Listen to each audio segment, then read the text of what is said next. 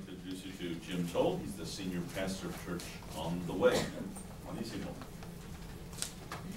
Spanish or English, do you want? Los dos. I live in Los Angeles and come from the grassroots. I pastor a church of multiplied thousands. That's not what's important. What's important is that just a generation ago, the church that I pastor was 98% white. Today, it's only 30% white with 70% Hispanic and other nationalities. And we have 9 weekend services attended by multiplied thousands, and I speak at those services, some in English and some in Spanish. I come from the grassroots. I see this firsthand every day of my life. In living at the grassroots level, I would like to suggest that we're in a quandary. We're in a quandary that has to be recognized for what it is.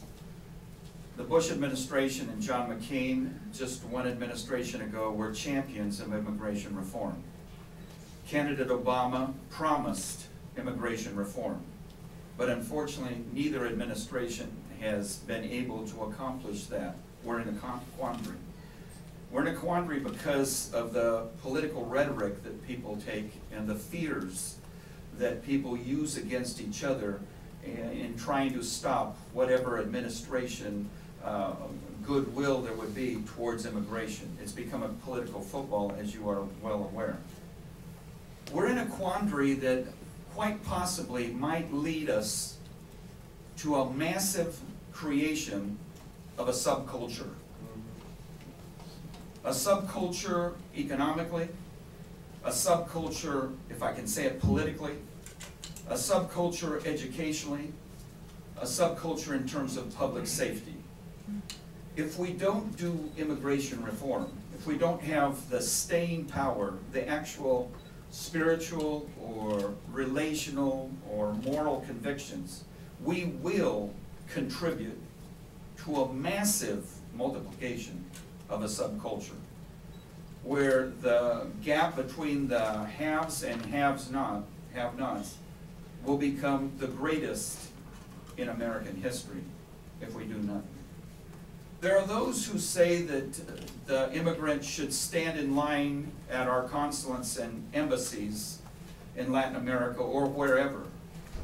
I can tell you firsthand that in our recruiting process as a church, and I'm in charge of the Hispanic ministry for my denomination, and we have hundreds of churches, Hispanic churches, in my attempt to recruit overseas pastors into the United States sector, because we can't keep up with the demand. We cannot get even an appointment with our consulates or embassies because of a resistance there. So there is no option except for people to come here, unfortunately, without documentation, to service the needs that we have. Lest I not go too long, let me give you 4 anecdotes that I'm presently watching with my own eyes. I have children in my congregation who have now grown up in America. America is all they know. They came across the border as 2- and 3- and 4-year-old children. They did not know what they were doing. They came here with their parents. Many of these young men and women are valedictorians in their graduating classes right now from high school. They can, in California, go to college, but they cannot get a job after college. That's an antidote that must be solved. We're in a quandary. Antidote number 2, we're having mass deportations in Los Angeles, in spite of what people say. Because of racial profiling, people are being stopped at checkpoints looking for sobriety issues. But these are national or federal officers. National and federal officers do not check a person's sobriety. Just recently, a father of a family, half his family was born overseas, half his family was born here, was deported to his native El Salvador, fracturing that family. That's an antidote. We are, antidote number 3, we are in America dependent upon undocumented farm workers for our sustenance. In the winter months, 75%, let me say that again, 75% of all fruits and vegetables in the United States are picked by undocumented immigrants in Southern California. Southern California feeds the rest of the country in the winter months, 75%. It would be more closely approximated to 50% when you talk about the summer months and the San Joaquin Valley, the vast agricultural breadbasket of the country, along with Florida.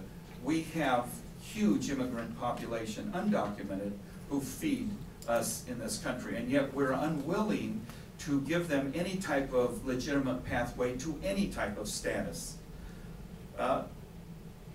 The last quandary and anecdotal situation is the one that I referred to, which has to do with the fact that we are asked to go through the process. There is no truly healthy process through which a person can access the United States of America.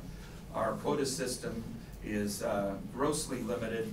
We cannot keep up with the demand for jobs, even though we're in an economic downturn. We cannot keep up with the demand for jobs year over year with our decadal growth in our economy. We must supply workers to the job market. I close with this. Love the Lord thy God with all your mind, with all your heart, with all your strength, and your neighbor as yourself. Us Christians must love our neighbors, and we must find a way to this immigration solution.